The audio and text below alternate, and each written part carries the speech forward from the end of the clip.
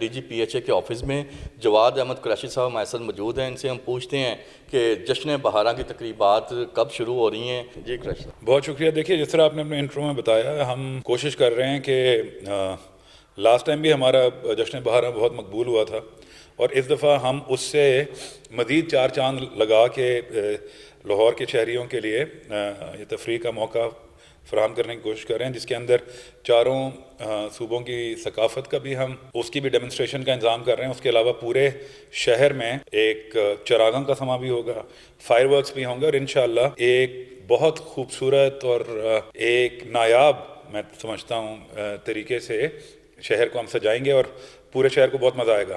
جہاں تک آپ نے بات کی سیکیورٹی کے حوالے سے، تو ہم نے اس کی تیاری کے لیے ڈپٹی کمشنر صاحب سے، کمشنر صاحب سے اور سارے جتنے بھی دیگر ادارے ہم نے مل بیٹھ کے اس کا ایک سیکیورٹی پلان بھی مرتب کیا ہے، اور پوری ضلعی انتظامیہ جو ہے وہ اس پلان پہ آن بورڈ ہے.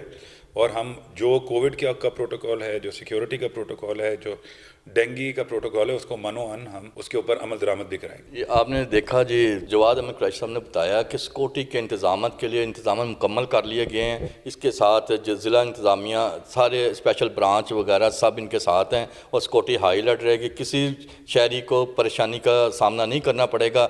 پچھلے سال جیسے کہ کافی رش رہا ہے باہر، لیکن اب کے انتظامات بہتر ہوں گے. اس وقت ہم موجود ہیں جیلانی پارک میں.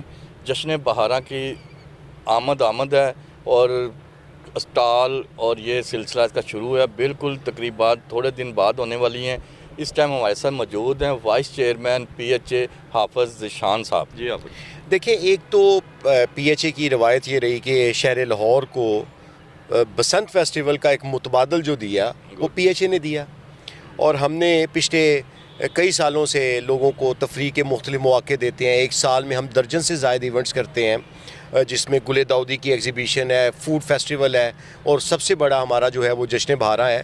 تو ہماری تیاری تو بھرپور ہے، اور اگر PSL نہ چل رہا ہوتا تو مے بی کہ ہم اس کا آغاز کر دیتے، لیکن PSL کے اختتام پہ انشاءاللہ جشن بہاراں کا آغاز ہو جائے گا.